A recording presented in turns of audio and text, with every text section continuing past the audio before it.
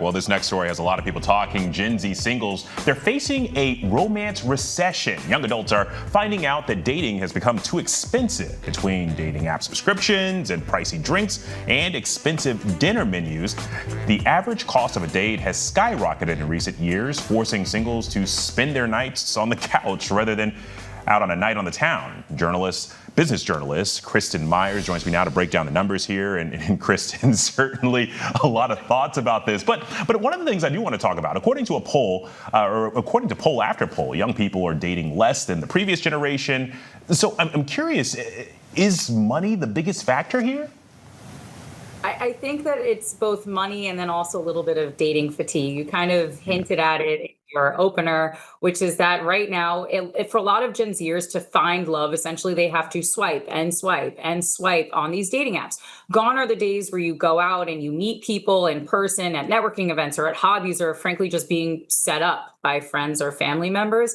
And I think that fatigue combined with the exorbitant cost of dating all of these people that you will probably never see again is making a lot of Gen Zers feel tired and exhausted from the whole dating game altogether. Well, and while finding a partner could be a challenge economically, I mean, there are some big benefits to a relationship. It can actually save you money. So I'm curious, I mean, how are people like navigating that cost benefit analysis whenever it comes to potentially saving on things like rent or other benefits? I don't know that they actually are thinking about that cost benefit analysis, but you're not wrong. Frankly, being in a relationship is financially beneficial. Getting married, or who you marry rather, is going to be one of the most important, actually, I would say the most important financial decision that you are ever going to make. So there's the very practical realities of being in a relationship with someone helps you save on things like rent or bills, but there's also the very real fact that companionship, and we find that married couples, they end up making more money. And frankly, marriage tends to be an economic, particularly for men, it tends to be an economic tailwind for them.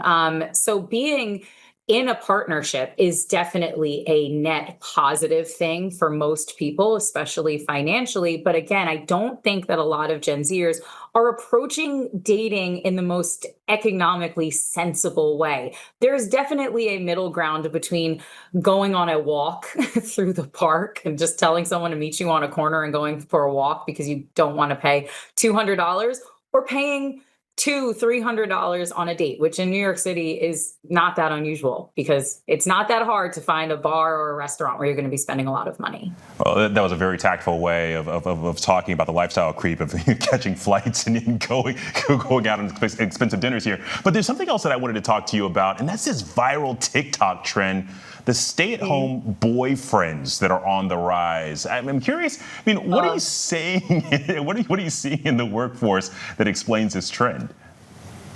Well, I'm a millennial, so I know for us millennial women, we are not dealing with a stay-at-home boyfriend. I can't think of any one of my friends that would ever go for that. But I think that what we do see Gen Z do a lot is they are upending a lot of traditional gender roles, and that would be one of them, right? The concept of the stay-at-home wife or the stay-at-home boyfriend now becoming the stay-at-home, or the stay-at-home wife or stay-at-home girlfriend now becoming the stay-at-home husband or the stay-at-home boyfriend. I don't know how popular that trend is, though.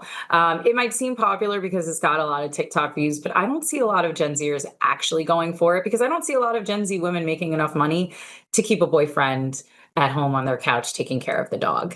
Well, that's fair. And then there's also the anecdotal of folks not going for it. Kristin Myers, thank you so much for your insights today. No worries.